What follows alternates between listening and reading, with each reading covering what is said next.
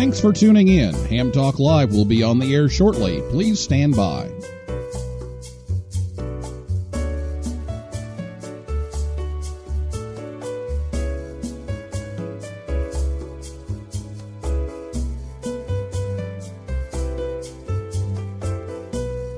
Thanks for tuning in. Ham Talk Live will be on the air shortly. Please stand by.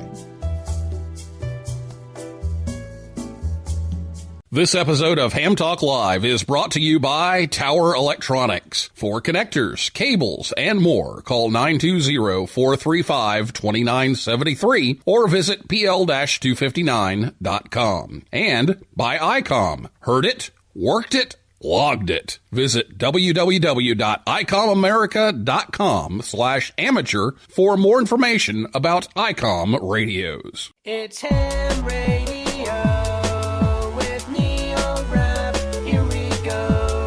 Welcome to Ham Talk Live. Call in, let's talk. Neil's your guy. Ham Talk Live. Here we go on Ham Talk Radio.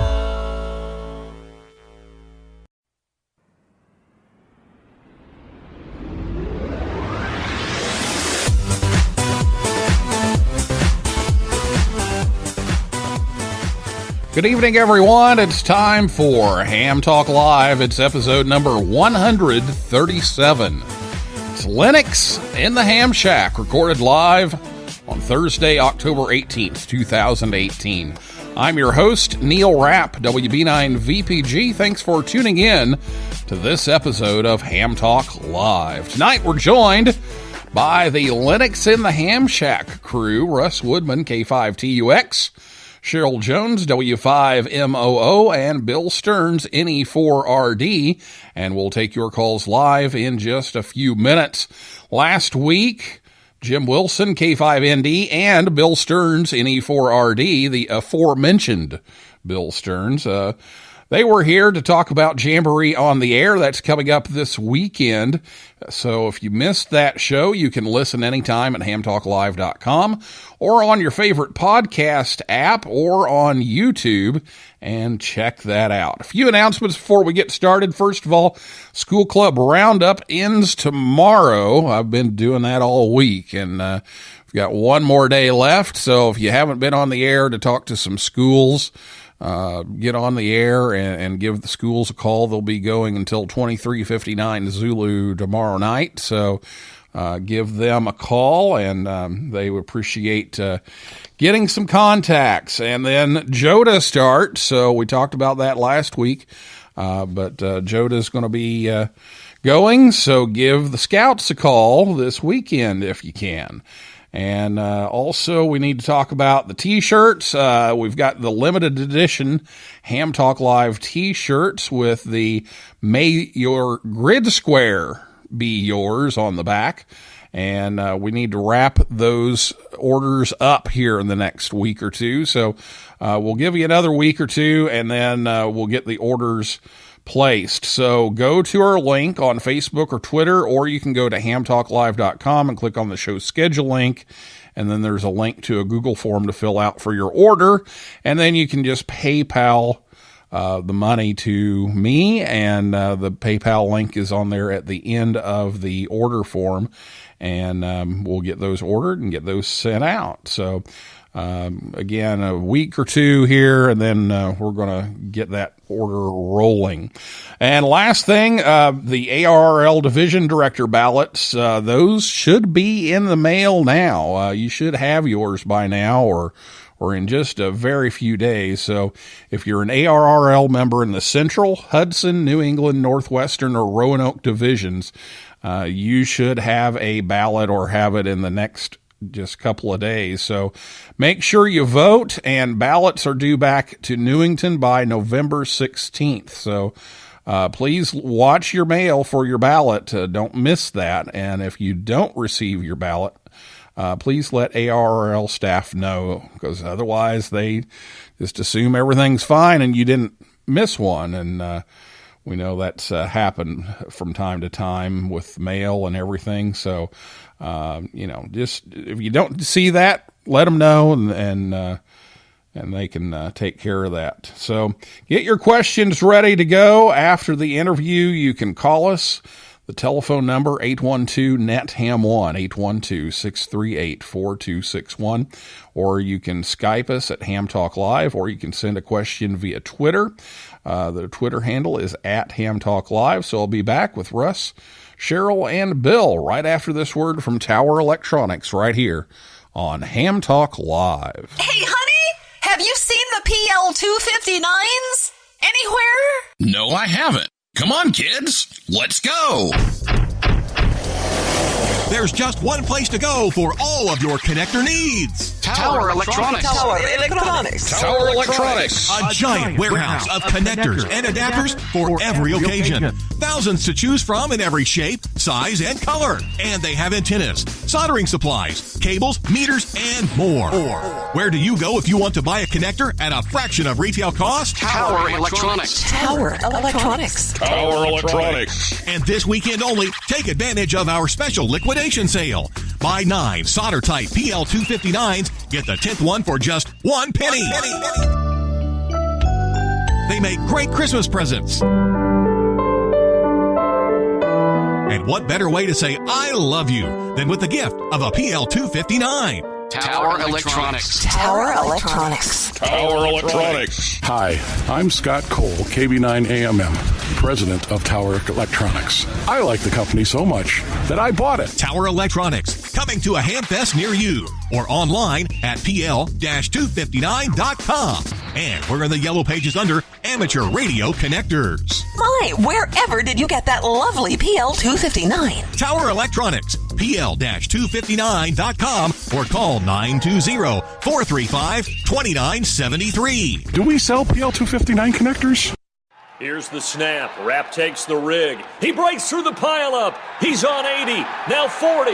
Now 20. 15. 10. 2 meters. Touchdown. Ham Talk Live.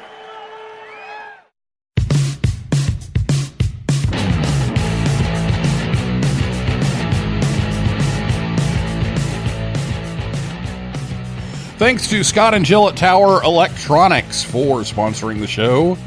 Once again, to help bring you Ham Talk Live, they'll be at Greenville, Tennessee this weekend on October 20th, and then LaGrange, Georgia on October 27th, but you can visit them anytime at pl-259.com.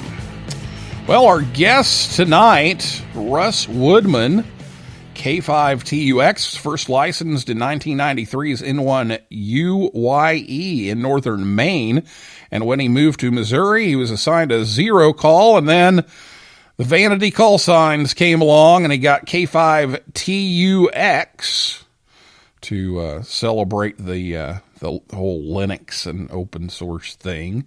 He operates the digital modes, PSK31, FreeDV, some CW, some sideband, and for more than 6 years he's been the co-host of the amateur radio podcast Linux in the Ham Shack, which records every other Monday night at 8 p.m. Central Time. And you can find more information about that at lhspodcast.info. Cheryl Jones, W5MOO, is the social media guru of the Linux in the Ham Shack podcast team, and she makes a mean piece of cake as well. She stays on top of the news and has the recipe segment, and due to her Facebook addiction, she is actually friends on Facebook with Jaden K. Smith. Okay, not really, but we thought we'd throw that in there. And Bill Stearns, NE4RD, is a self-proclaimed nerd, enough so that he made his call sign NE4RD. And he was originally licensed in 1994 at the Melbourne Hamfest in Florida as KE4RGH. And he's been an active member of Civil Air Patrol, past president of the Amateur Radio Association of Southwest Florida.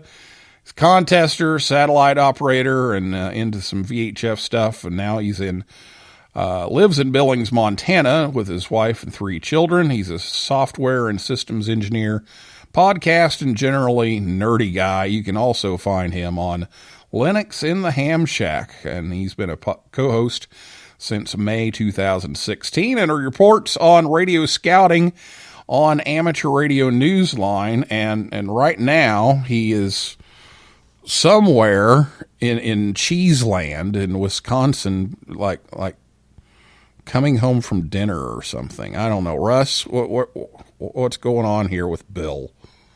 I don't know what's going on, Bill. With Bill, I mean, we never really do. Sometimes he's, a normal kind of co-host guy, and other times we don't know where his brain is. But apparently, he's just somewhere riding in a car outside of Milwaukee right now. I don't know what he's doing, but there you go. Hey, I'm deep in the heart of Milwaukee. Oh, there he is. He's back. There he is, ladies and gentlemen. Bill Stearns, NE4RD. And I believe, I'll have to go back in the records and check, but I believe you're the first person to be on the show back-to-back weeks.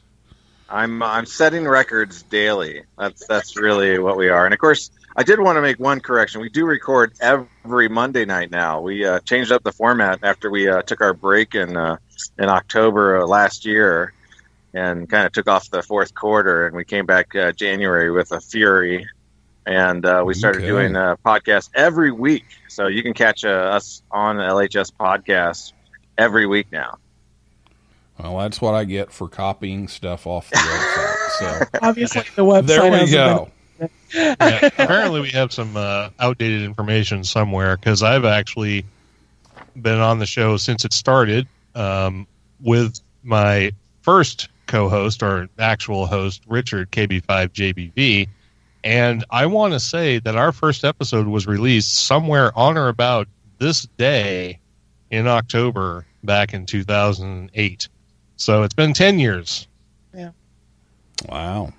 Very good. Yeah, it was towards the middle to end of October when the first show happened. So it might have actually been the 18th. Who knows? But it's been 10 years, and we're still amazed that we're still doing it.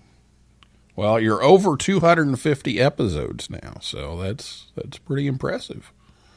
We took the Mozilla route for the last year. We retooled and decided to start putting out episodes a lot more frequently so we could pump those numbers up. Well, I gotta tell this story, because this episode actually kind of originated because of the following story. I went to see a friend of mine in Springfield, Missouri. Never been to Springfield, Missouri before. And so I get to the hotel, we rush out to Lambert's to dinner and get back, and I'm promised all my satellite friends, hey, I'm going to get some of those grid squares you need while I'm on the trip. So I'm going back out to my car at like 10 o'clock at night from the hotel and going to sit in the hotel parking lot, hoping that no one sees me out there sitting by myself talking into a microphone so that we can get these guys their grid squares. And so I get in the car, I turn on my radio, and I see that there's somebody parked next to me, and there's this guy sitting there alone in the car next to me, and I'm like, great, this guy's going to see, that I'm out here working satellites. He's probably going to think I'm, creating havoc of some kind. And then all of a sudden there's this knock on the window. And it's Russ. So Russ is parked next to me at the hotel and says, hi, just wanted to introduce myself. I'm K5TUX, and I'm like, oh, that was quite the adventure. It was interesting because as you put in here that I was actually driving for Uber that night and just happened to roll into that particular hotel, dropping off a rider who had, been out at the bar and enjoying himself that evening. So I pull in and I see this car with ham radio antennas all over it and a big Ham Talk Live sticker on it and WB9, VPG on the back. And I'm like, wait, I know that person. And but you weren't in the car at that time. So I dropped my rider off and I pulled around and I parked next to you. And I'm like, okay, so what do I do now? How do I make contact with Neil? Because you weren't in the car and I didn't want to run into the lobby and say, hey, what room is Neil in and all that. So, so I was thinking of actually just, writing a note and putting it under your windshield wiper so you would, pick it up and see it the next day or whatever and say, Russ K5TUX was here and saw it. And all that. And I got back in my car and I was just about to leave. And all of a sudden you walk out of the hotel to jump in and start doing some satellite work. And I was like, well, I couldn't believe my good luck. So, and I'm sure, while you were doing that, you probably thought I was thinking you were crazy. And I actually kind of thought you were a little crazy. Right. Exactly. But there you go. We met and here we are again. But yes, and here we are again. And we said, oh, hey, we need to do a show together at some point. So here we are. So this podcast, Linux in the Ham Shack, you're over 250 episodes now, and you guys talk about an important aspect of ham radio. In fact, it's one of the biggest things I think that's happened to ham radio since I've been in ham radio, at least, is computing. I mean, what's a ham shack now without a computer there to log, to interface with stuff, to do digital communications and all kinds of stuff. But you get into some other topics too. We get into the recipe segment and the news and contests and stuff like that. But tell the listeners a little bit about the podcast and how they can tune in to you guys. All right. Well, we have had a few iterations over the last 10 years, and the current iteration, we have split the show into a couple of different types of segments, where now we do 1 week where we pick a topic of particular interest and we dive very deeply into it. We talk about everything we know about it. Sometimes we bring in experts. We let you know all of the resources we've found about a particular thing. And we talk as much about a particular topic as we can without, we hope, getting too boring. And then on the alternate weeks, we do sort of a double recording. We talk about contests and news in the amateur radio world and in open source, talk about conferences that are coming up and things that you can do in open source and in amateur radio and how you can combine those two hobbies, which is the focus of our podcast. And then we kind of take a departure and we record a second episode on alternate Mondays where we just talk about the stuff we want to talk about. The good movies we've seen, good music we've listened to, some whiskey or beer you should try out, recipes and all that kind of thing. So we've tried to make it as much as possible to be of interest to as many people as possible, and also just to keep it interesting and fun. So we hope we're doing that. But if you go back and listen to the earlier episodes, we were a lot more really technology and amateur radio and open source and computer focused. And we still try to make it fun, but we didn't dive into external topics and things like that. But we always try to keep it interesting. The original format used to be a lot longer too. It used to be an hour and a half to 2 hours per episode. Now we're chopping that back to 30 to 45 minutes to give you sort of smaller nuggets and keep things moving faster and be more entertaining. So that's what it's all about. At least that's what we're trying to do. And we touch on all kinds of weird things too. Everything from science to technology to what the ARRL is doing to governments to how to use the computer in your shack to, just about any topic you can think of. And then along comes this new co-host, because I read on your website that you currently have a co-host hiatus program for all of your co-hosts. Yeah, they don't ever really go away. They just sort of semi-retire, and we keep them up on the webpage just so everybody knows who they once were. And we're kind of like a little bit like a meat grinder when it comes to co-hosts. You know, they come in, we chew them up, we spit them back out, and then we move on to the next one. And Bill is the current iteration of that right now. He hasn't been completely ground into the floor yet, so he's still with us.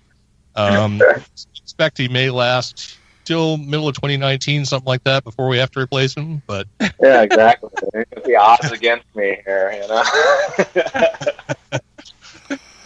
But he has done work with ARN, so he was familiar with podcasting. He just happened to be in the right place in the right time when the last co-host, Rich, had to bail out on us, and he jumped in, was able to fill the role with no introduction or no instruction, really.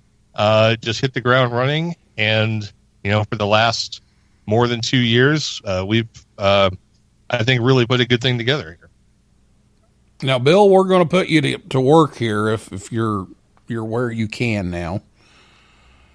We're going to talk about some digital modes and how computing, whatever platform you're on, has led to all these new modes, and maybe we'll spend a little bit of time specifically on Linux as well. But let's talk about some of these digital modes that are out there that computing has revolutionized those in ham radio. Yeah, absolutely. I mean, I remember a time, was it 2 years ago, when JT65 came out, and people started taking that up and started growing, and we started looking at the numbers of people switching to digital versus CW and sideband. And I remember seeing a graph. I think we ran that graphic on our podcast. The amount of contacts going into Club Log at the time had a dramatic step function. Digital was going up and everything else was going down. And and then this thing came out about a year or so later called FT8, and oh my goodness. I haven't seen a new graphic, but I'm sure that we have a whole new level of changes in the dynamics of what kind of contacts are going on now. And then let's fast forward to just the past few weeks. There's this new thing called JS8 call, which kind of uses the FT8 call or FT8 protocols. They actually started out as FT8 call, like we mentioned last week. Yeah. And I had to change the name. And so now it's JS8 call. And lo and behold, we're going to be using it this weekend for Jamboree on the Air. And it's starting to become quite pervasive. And I just saw an email from the ARRL just yesterday from the contest thing that we're going to be using FT8 at the RIDI Roundup coming in January. So, this stuff has taken the whole world by storm for amateur radio. And it's great because the tools come from, Joe Taylor and his group there over at, what was that, Princeton? Yeah. And, and it's cross-platform. It's available in Mac OS, Windows and Linux, and even JS8 Call is available everywhere. I mean, these people are finally getting the point that, if you're going to put something out in amateur radio, which is the original open source, you need to have it so it's available everywhere, and that there's no limitations on what we can use. So, it's a great time to be in amateur radio right now.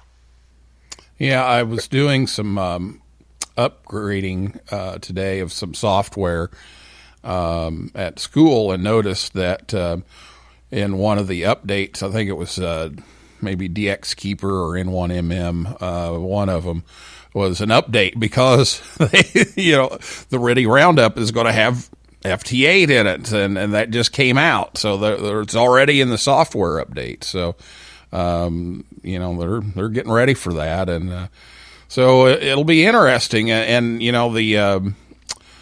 the Baker Island expedition, the only contacts I made were on FT8. That was the only way I could get through.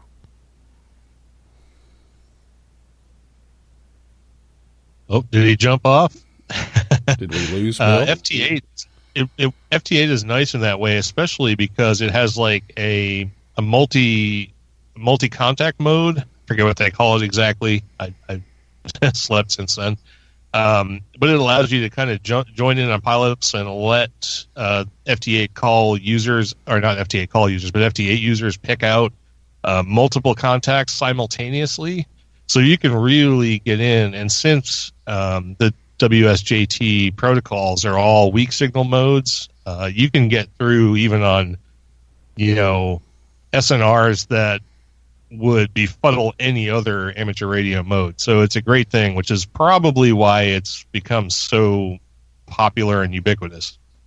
Yeah, it's really taken off. So, well, we're going to take a break. We're going to see if we can find Bill, and we're going to we're running a little over here. So we're going to take a break. We'll find Bill. We'll come back and talk a little Raspberry Pi and some other things and take your calls when we come back after this word from ICOM America right here on Ham Talk Live. Heard it, worked it, logged it. It's time to get the transceiver that is best suited for your lifestyle. ICOM offers a variety of high-performance and innovative products. See how you can make the most out of contest season with one of these transceivers. First, the ICOM IC7851, the competitive edge you've been looking for. Raise the bar and hear what others cannot with this flagship HF and 50 megahertz transceiver. It has reciprocal mixing dynamic range, crystal clear LO design, a spectrum scope, dual receivers, and digital voice recorder. The ICOM IC7610 is the SDR every ham wants, and just in time for contesting season. This high-performance SDR has the ability to pick out the faintest of signals, even in the presence of stronger adjacent ones.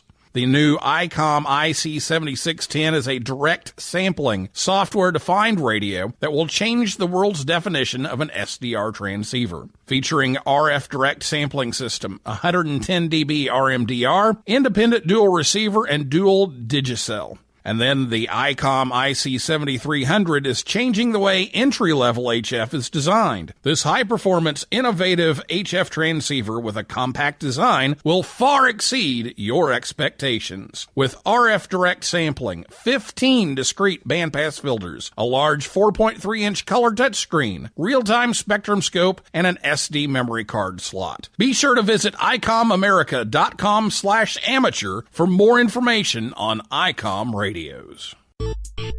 Join the conversation. Call us on voice with Skype at Ham Talk Live or give us a call at 812-NET-HAM1. That's 812-638-4261. Now, here's more Ham Talk Live. Ham Talk Live. The longer you listen, the later it gets.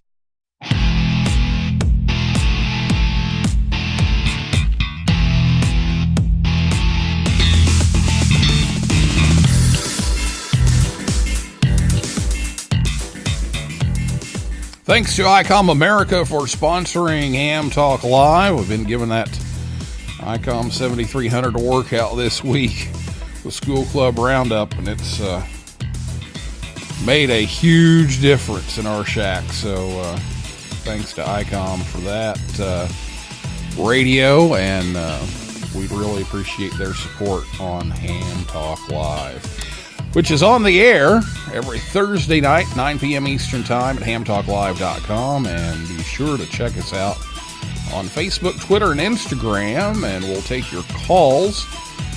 If you have a question for us, Bill and Cheryl, give us a call. It's 812-NET-HAM1. It's 812-638-4261. Or you can Skype us at Ham Talk Live, or you can tweet us at Ham Talk Live as well. So we'll go ahead and invite you all to do that, and now's the time to do that. And we've got one here from JD. Greetings from Japan. Thanks for keeping your podcast amateur radio focused and relevant, and thanks for keeping it real. And so many other podcasts have no ham radio or tech association. So, well, we appreciate that. Thank you for writing in here. Well, let's take some calls here. 812-638-4261 is the number to call. But when we last left, and we're trying to find Bill, we were going to talk a little bit about the Raspberry Pi. Now, that's been my experience with Linux. Was we were hosting an IRLP, an Echolink node on the repeater, and since I've finally had to give up repeaters because they were too far away, and I just didn't have the time to do them right anymore. But the Raspberry Pi replaced this huge old desktop computer that we had at the site, and it just made all the difference in the world, but you had to know a little bit of Linux to get it going. So let's talk a little bit about the Raspberry Pi and some of the things that you can do with it with the amateur radio. That's definitely a Russ thing. I only own the Odroid, but I can tell you my experience with the Odroid and running Ubuntu on the Odroid is great. We actually at the Hamvention last year, we set up the big TV that Russ brought over for our display and our rolling PowerPoint, or not PowerPoint, but slide presentation. We set that up on our little Odroid X1 and running the latest LHS build of Linux for Ubuntu, or Ubuntu Linux. And it worked great. Obviously, all the software installed and everything else. But I think Russ has been messing around with Raspberry Pis for quite a while. So, Russ, why don't you talk about your Raspberry Pi experience? Well, I have been dealing with Raspberry Pis for a little while, but all of these, like the Odroid and the Raspberry Pi and the BeagleBone in there, and all of these platforms, they all are sort of lumped into the category of single board computers, which is just simply an entire computer on a little PC board. And they tend to be inexpensive, and they tend to have all of the same interfaces. Like they'll provide you with USB, they'll provide you with some kind of network interface like a 1 gig Ethernet. They usually have an HDMI interface for your output video, and then they will have GPIO pins that allow you to do different things with them. And the GPIO tends to be where these become very powerful, because you can build or buy, add on hats or daughter cards to do specific things. So you can turn them into DMR repeaters or Echolink nodes or IRLP nodes or whatever. But at their core, they're simply just tiny little computers. And they're inexpensive to run. You can buy them. You usually have to spend more for the case to put them in than you actually spent for the computer itself. And since they're usually running atom-based processors, they're very powerful multi-core processors for the size of the units. Because they're based on the Atom chipset, Linux works really well on them because there are many distributions that are built for the Atom chipset. But even the latest Raspberry Pis will run Windows 10. They don't run them well, but they will run them. So, at the core, they're just little compact PCs, basically, and you can do so much with them. They're very flexible. They're inexpensive. You can, and since the amateur radio world is now computer connected and computer driven, and that's what's keeping amateur radio as a hobby relevant. These are very popular, and they just have. I mean, there's a million things you can do. I don't even know where to begin touching on the stuff you can do. And just a lot of different things, and I finally got to the point even where I had the Raspberry sending out APRS beacons for the repeater and that kind of thing on the side, and I had another one that was streaming the audio for it. So They worked really well for just that one specific purpose. It was no problem. There was plenty of power there to get the job done. So there's just a lot going on there. Well, 812-638-4261 is the phone number if you'd like to call in, or you can tweet us. We're at hamtalklive on there. And Bill, why don't you talk a little bit about some of the software that's available specifically for Linux that is available for ham radio applications?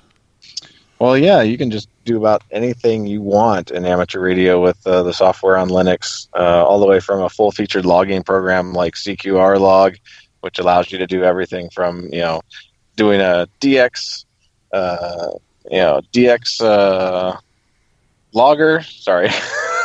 brain is failing on me as I'm driving through Milwaukee right now.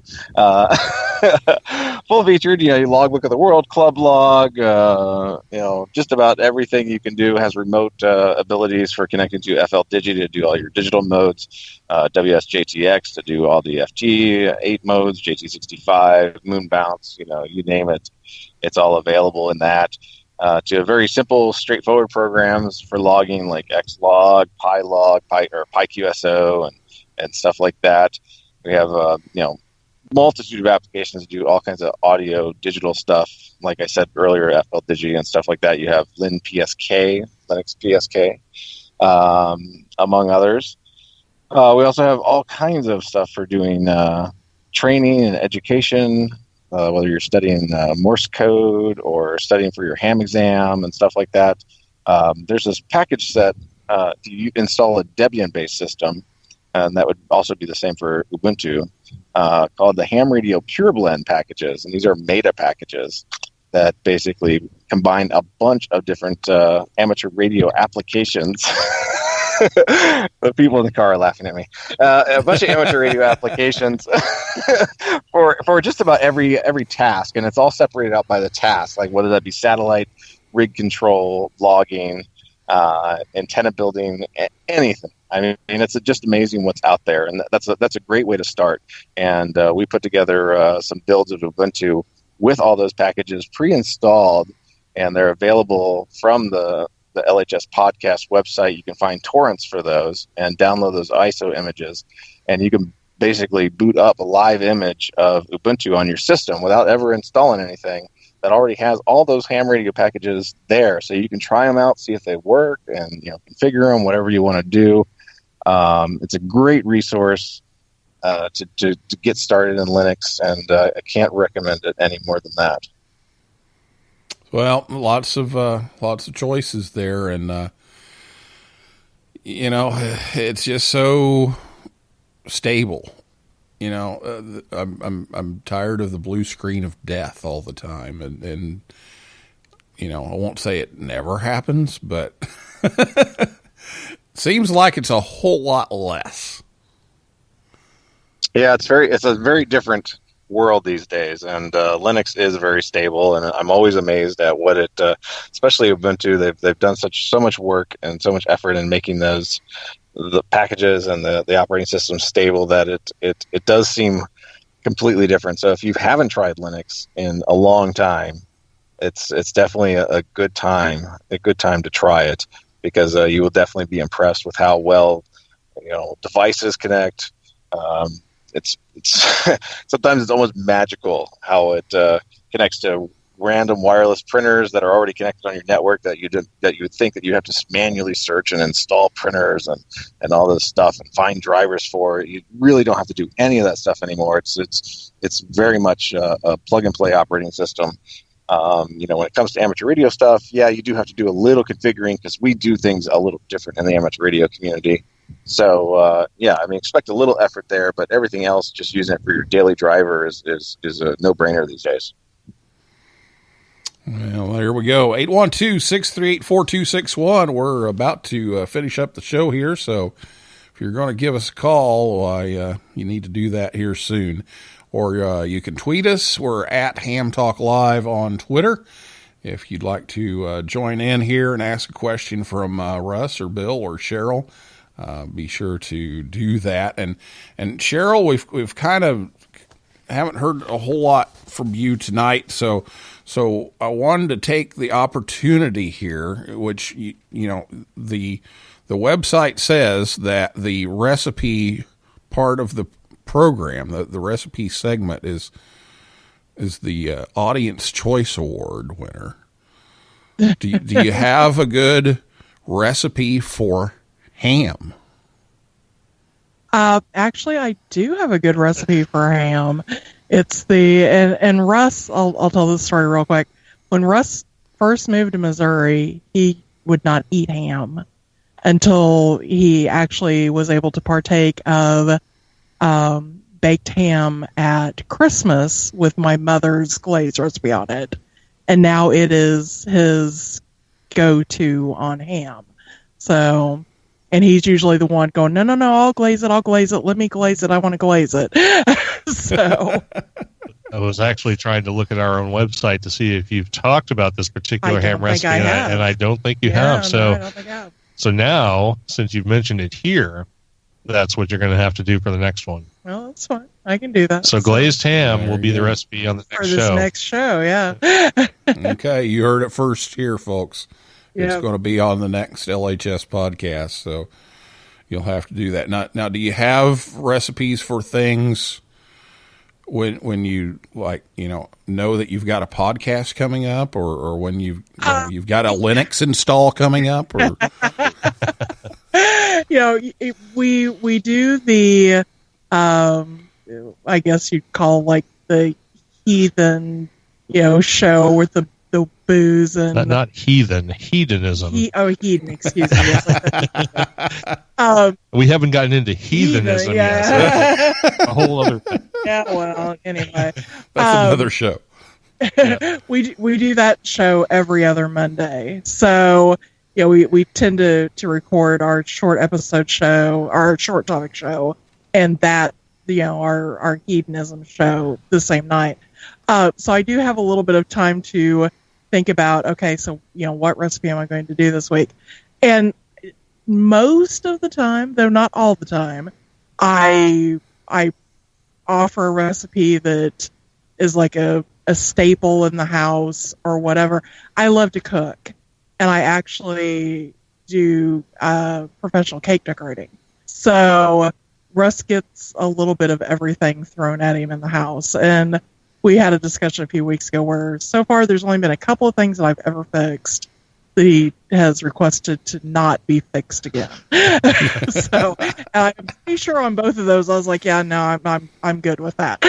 So, but I would like to jump back real quick to what Bill said about, when you're using the Linux operating system, sometimes we do things a little different. And by we, he's talking about open source and Linux, and specifically. I would like to point out that the purpose of Linux in the Ham Shack is to get you over those hurdles where things are a little bit different, where there might be, a little bit of consternation in your mind, or a topic that isn't really clear or anything like that.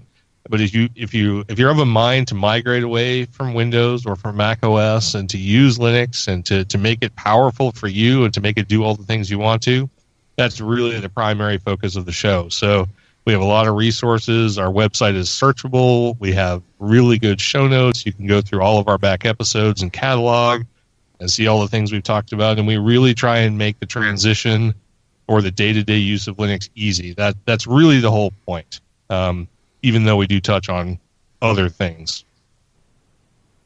Okay, very good. Well, we are about out of time here tonight, but I want to thank you all for coming on the show, and remind everybody again of the website, which is lhspodcast.info. That's Lima Hotel Sierra podcast.info. Don't forget the info. Everyone does this whole com thing. Nope, not com.info. Yeah. We got to be a little different. So, there it is. And it was cheaper. Exactly. All right. Well, we're going to wrap things up here. Bill, any last words from the land of cheese?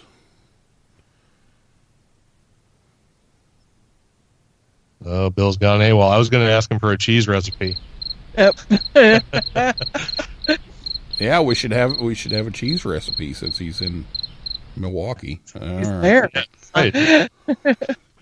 Well, thanks so much for coming on the show, and we invite everybody to take a listen. And if you're trying to make the switch to Linux, that's a great resource for you, lhspodcast.info, and check out the show with Russ and Cheryl and Bill. So thanks for coming on.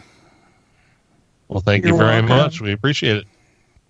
Okay, well, that is a wrap for this week's edition of Ham Talk Live. Thanks to Russ Woodman, K5TUX, Cheryl Jones, W5Moo, and Bill Stearns, NE4RD, lost somewhere out in Milwaukee. And we invite everybody out there in cyberspace for listening and calling in. Invite you all back next Thursday night at 9 p.m. Eastern Time when Glenn Petrie, KE4KY, and Gene Spinelli, K5GS, will be here to talk about the Ducey Island expedition. And we hope to talk to Gene live from the island next week. So hopefully that will all work out.